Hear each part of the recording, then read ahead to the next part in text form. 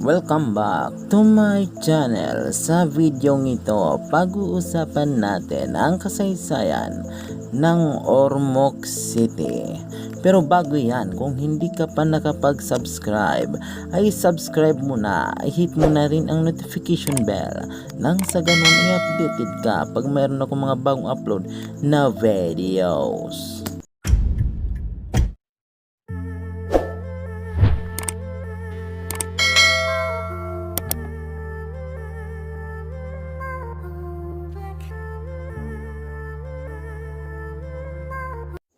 Ang bayan ng Ormoc ay nahati sa 110 na mga barangay.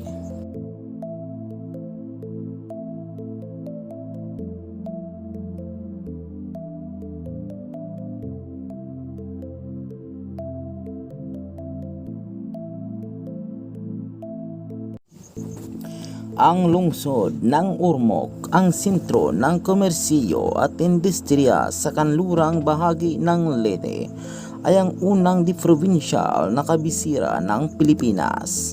Ito ay isang pagpapakita ng pag-unlad at modernidad kahit na ang kasaysayan nito ay isang alamat ng sakripisyo, pagpapagal at kahirapan ng mga tagapagtatag nito bago nakarating sa Leyte ang Portuguese navigator na si Ferdinand Magellan noong 1521. Ilang maliliit na pamilyang Malayan ang naninirahan sa isang maliit na pamayanan na tinatawag na Ugmok, isang matandang Visayan na termino para sa lowland o depressed plain.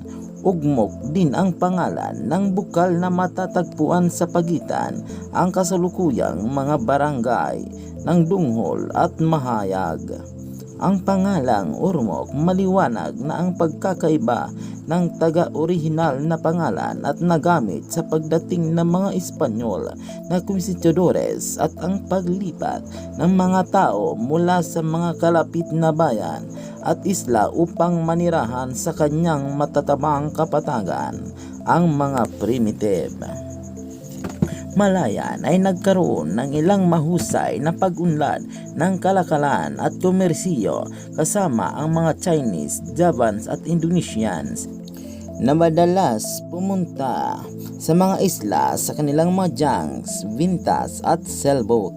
Binanggit ni Pigafetta na Espanyol na historiador si Ugmok sa ang kanyang mga salaysay bilang isang lugar sa Leyte kung saan humipo si Magellan sa paghahanap ng pagkain at tubig noong Marso 1521.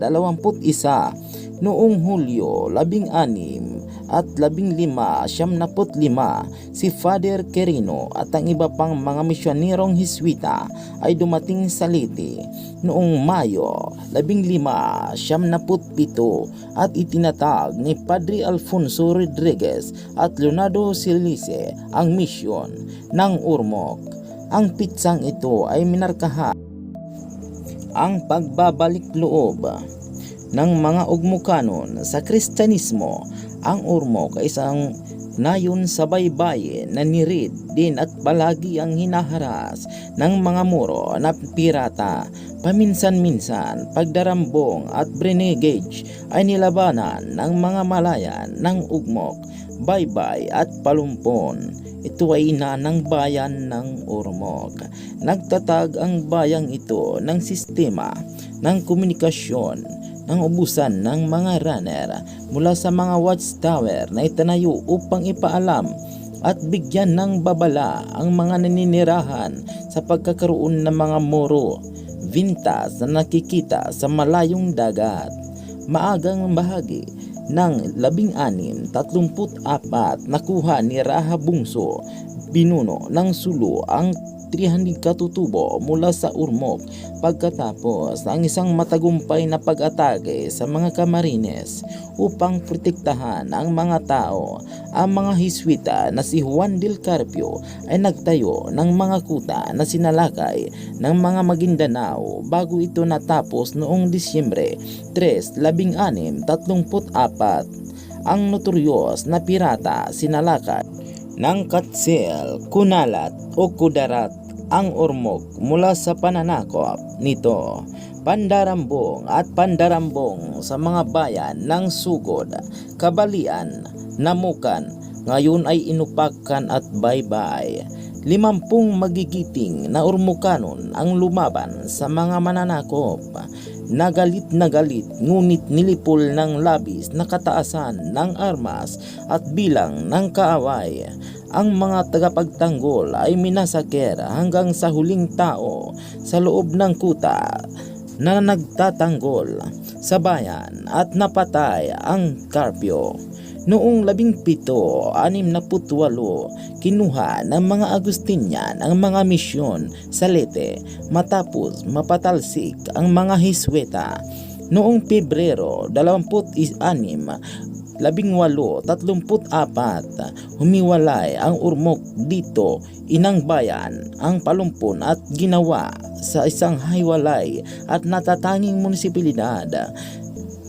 Sa panahon ng Rebolusyong Pilipinas, ang Leyte ay naging sangkasangkot lamang sa ilang buwan pagkatapos ng pagsiklab nito noong Agosto 1876. Ang revolusyonaryong pamahalaan na kinakatawan ni General Vicente Lucban ay kinuha ang Leyte. Di nagtagal matapos talunin ng mga Amerikano ang mga Espanyol at kalaunan ang mga Pilipino ay isang pamahalaang sibil ay tinatag sa Leyte noong Abril 22, 1901. Gayunpaman, isang Ormocanon sa pangalan ng Faustino Ablin Organ ginawa ang Kilusang Pulahanes. Isang grupo ng paglaban na kalaunan ay nanatalo ng mga Persang Amerikano, ngunit ang kabayanihan ni Faustino Ablin ay naging simbolo ng katapangan at katapangan ng mga Ormocano nang sumiklab ang digmaan pandaigdig at ilang aspalto na kalye noong 1950. Ang Ormoc ay may metapos sa isang malumalawak na gubat ng mga konkrito at mga infrastruktura, malapad na konkrito ng mga kalsada at tulay, maayos na kagamitan ng gobyerno at pribadong ospital at mga klinika na pasilidad ng paliparan, banking at financing institution, commercial at trade establishments, housing projects, pabrika at industrial na planta. Lahat ay mahusay na katibayan ng modernong pagunlad ng Ormoc City. Sana ay may natutunan kayo sa videong ito.